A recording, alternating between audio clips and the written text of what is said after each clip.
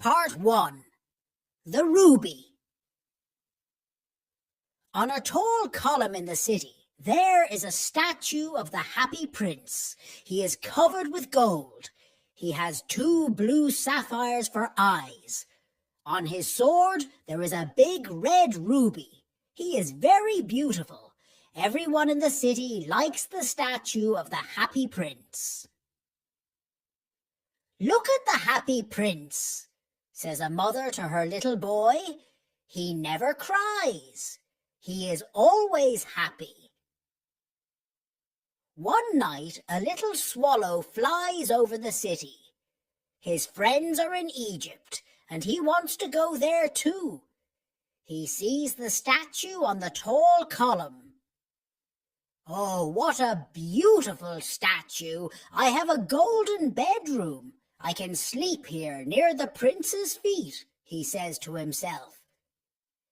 He puts his head under his wing. Suddenly, a big drop of water falls on him. Then another drop falls. How strange! There aren't any clouds in the sky, but it's raining. Another drop falls, and the swallow looks up. The Happy Prince is crying. There are tears on his golden face. His face is very beautiful. The little swallow is sad. "Who are you?" he asks.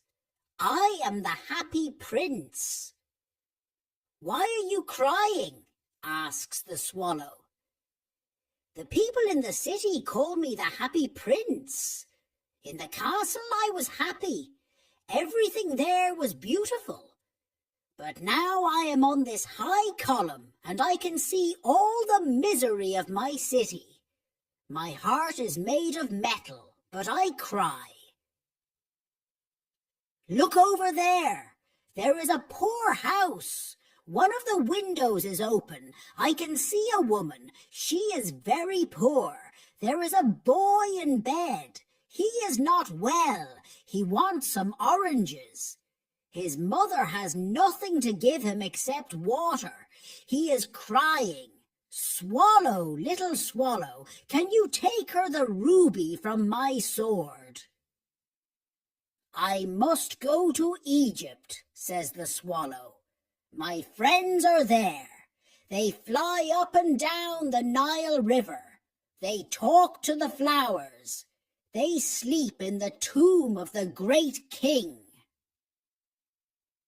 "Swallow, swallow, little swallow," says the prince. "Can you stay with me for one night and be my messenger? The boy is very ill and his mother is very sad." The Happy Prince is sad. The little swallow is sorry. "It is very cold here," he says, "but I can stay with you for one night and be your messenger." "Thank you, little swallow," says the prince. The little swallow takes out the red ruby from the prince's sword. Then he flies away with the ruby. He flies over the houses of the city. He passes by the church and sees statues of white angels. He passes by the palace and hears lovely music. He flies over the river and sees the ships. At last he comes to the poor house and looks inside. The sick boy is in bed and his mother is sleeping. The little swallow puts the ruby on the table. Then he flies back to the Happy Prince and says, "The night is cold, but I am warm now." Part 2. The Sapphire. The next day, the little swallow has a bath in the river. There is a professor walking over the bridge. "What a strange thing! A swallow in winter," says the professor. "Tonight I go to Egypt," says the swallow. So he visits the public monuments of the city. When the other winter birds see him, they are surprised and say, "What a beautiful bird!" This makes the little swallow very happy. In the evening, the swallow looks at the happy prince and says, "I am going to Egypt." "Swallow, swallow, little swallow," says the prince, "can you stay with me another night?" "My friends are waiting for me in Egypt. Tomorrow they are flying up the river. They are visiting the statue of the god Memnon. At midday, the yellow lions go to the water and drink. They have big green eyes and a terrible roar." "Swallow, swallow, little swallow," says the prince, "I can see a young man in an attic. He is a writer. He can't write because he is too cold and hungry." "Well, I can stay with you another night," says the swallow. "Must I take him another ruby?" "I haven't got a ruby," says the prince. "I only have my eyes. They are made of blue sapphires. Take one of the sapphires to him. He can sell it and buy food and firewood. Then he can finish his book." "Dear prince," says the swallow, "I can't do that." The swallow begins to cry. "Swallow, swallow, little swallow," says the prince, "do as I say." So the swallow takes out the prince's eye and flies to the writer's attic. When the writer sees the sapphire on his desk, he is very happy. "Now I can finish my book," says the young man. The next day, the little swallow flies to the port. He looks at all the ships. In the evening, he returns to the happy prince. "I am here to say goodbye," he says. "I am going to Egypt."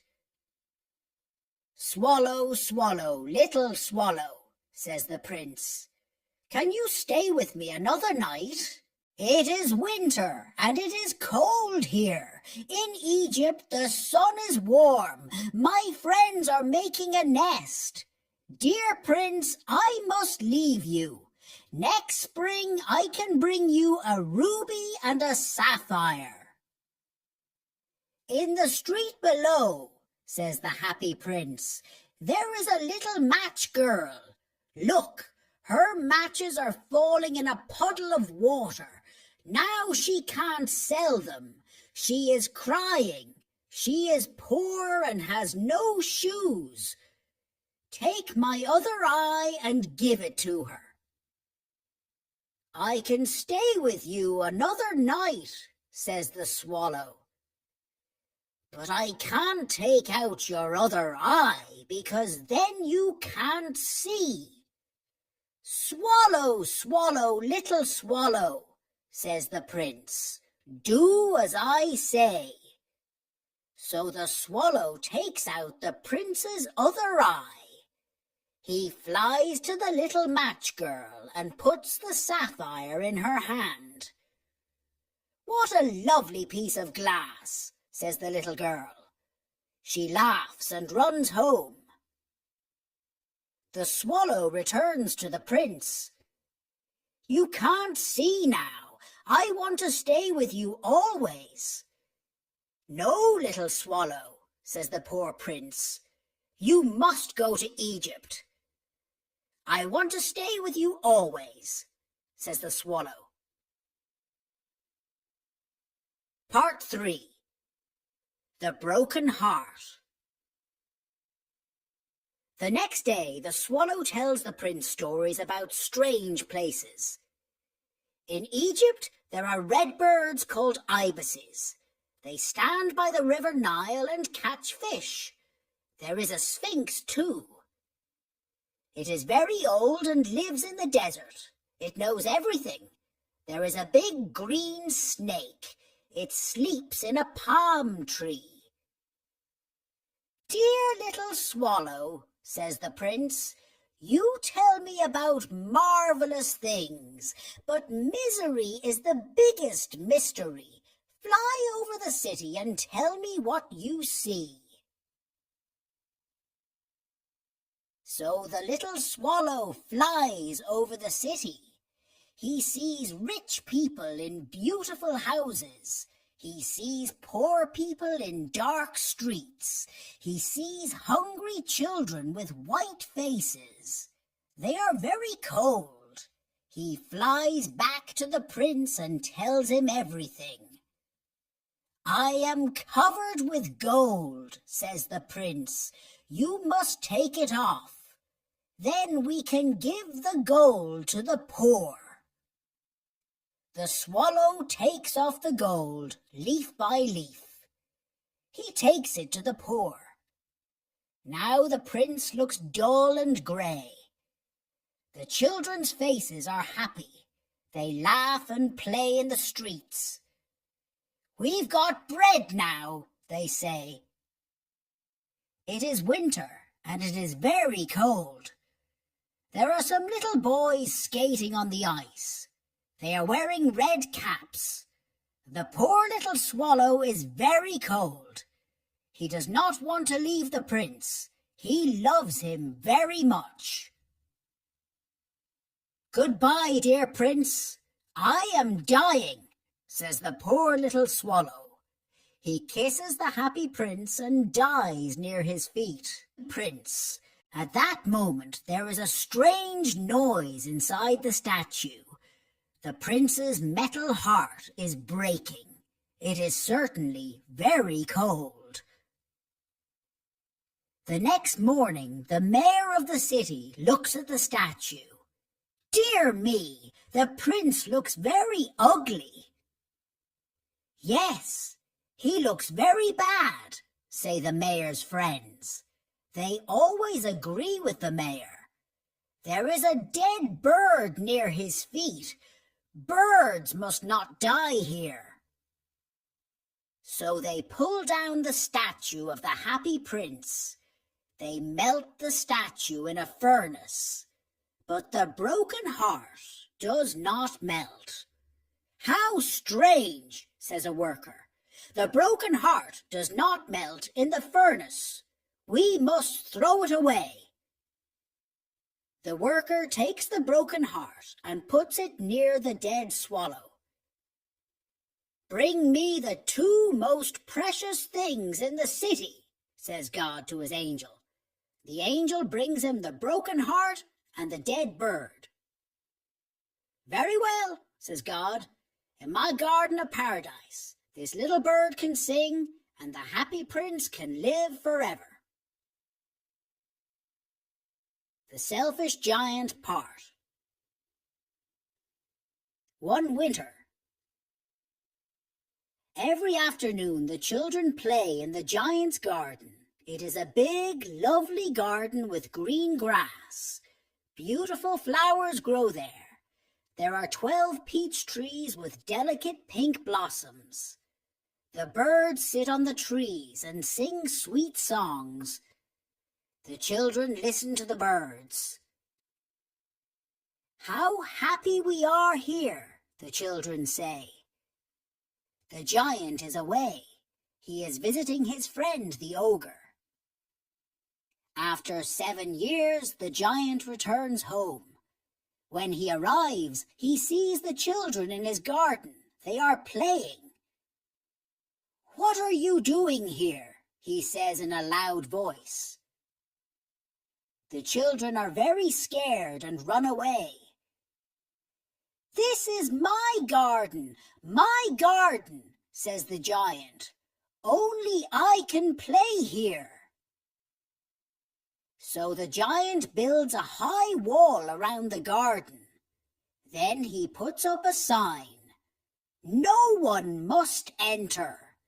He is a very selfish giant.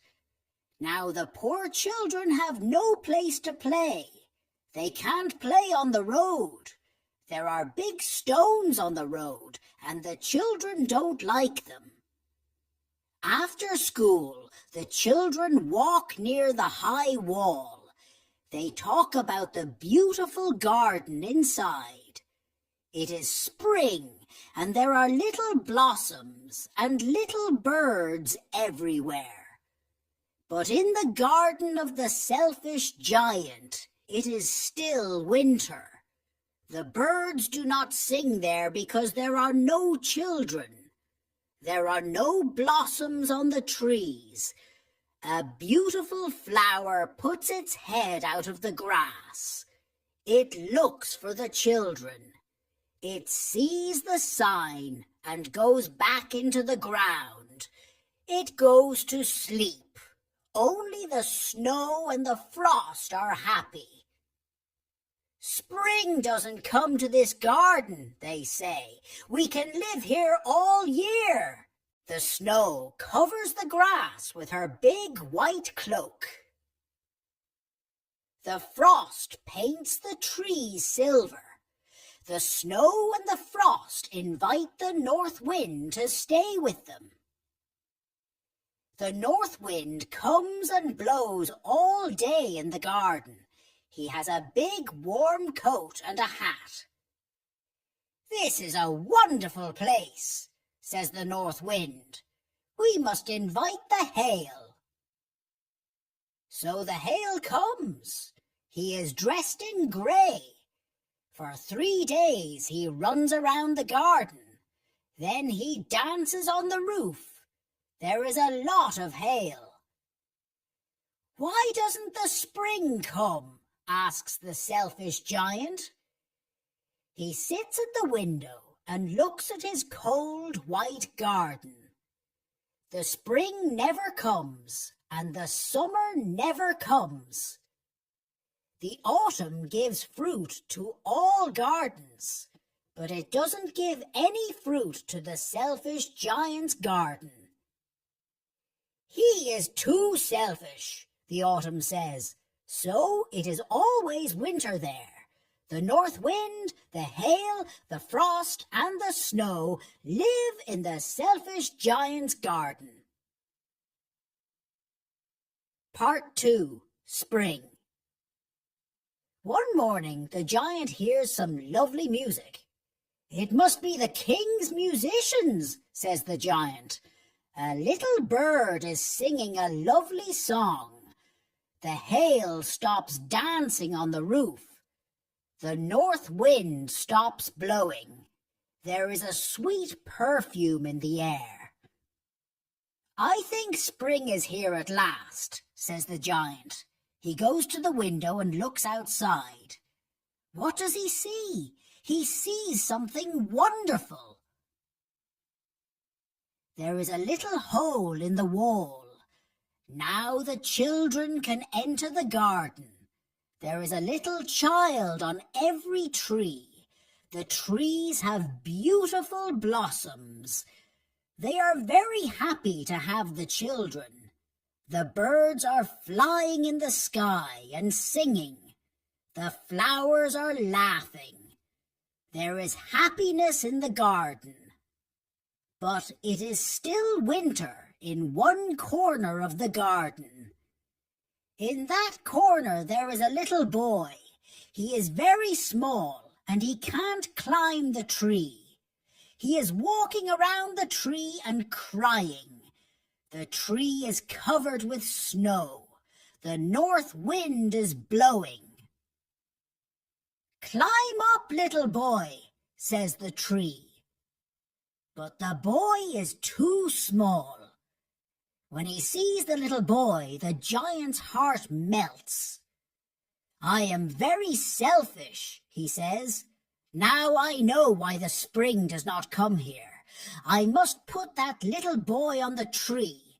Then I must knock down the wall. My garden must be the children's playground forever." The giant opens his door and goes out into the garden.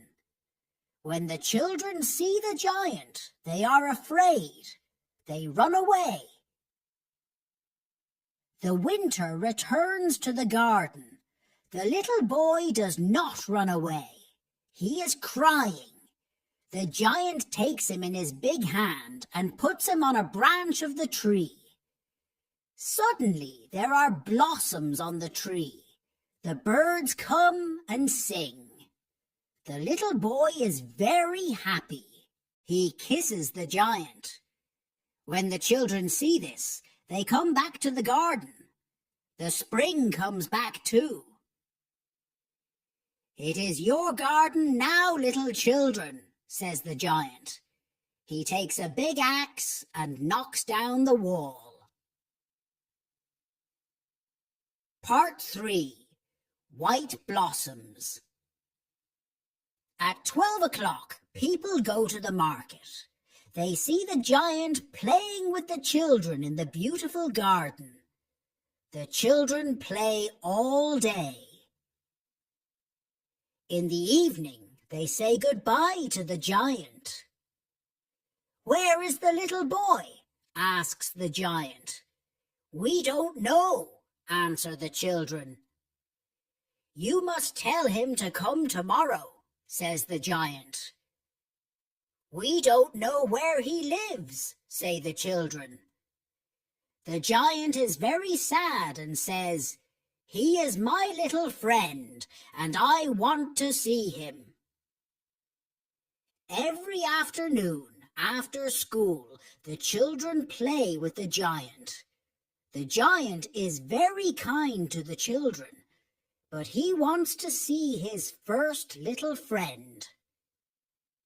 "Where is he?" he says to himself. Many years pass, and the giant grows old. He can't play with the children. So he sits in an enormous armchair and watches the children play. He looks at his garden and says, "I have many beautiful flowers, but the children are the most beautiful flowers of all." One winter morning, the giant looks out of his window. He does not hate the winter now.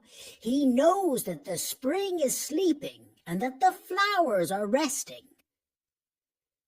Suddenly, he sees something marvelous. He looks and looks. He is very surprised. In a corner of the garden, there is a tree with lovely white blossoms. Its branches are golden, and there is silver fruit on them. Under this tree there is a little boy. It is the giant's little friend. The giant runs to the garden. He is very happy.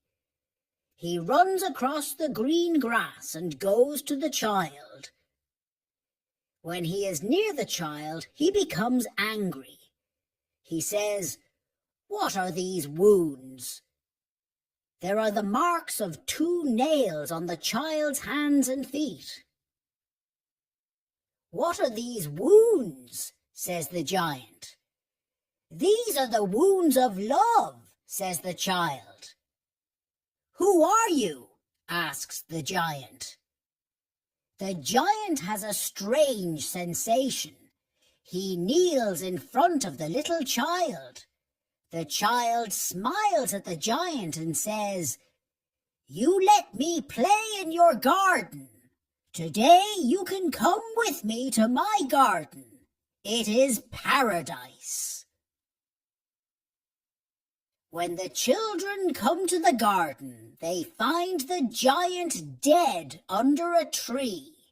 He is covered with white blossoms. The end.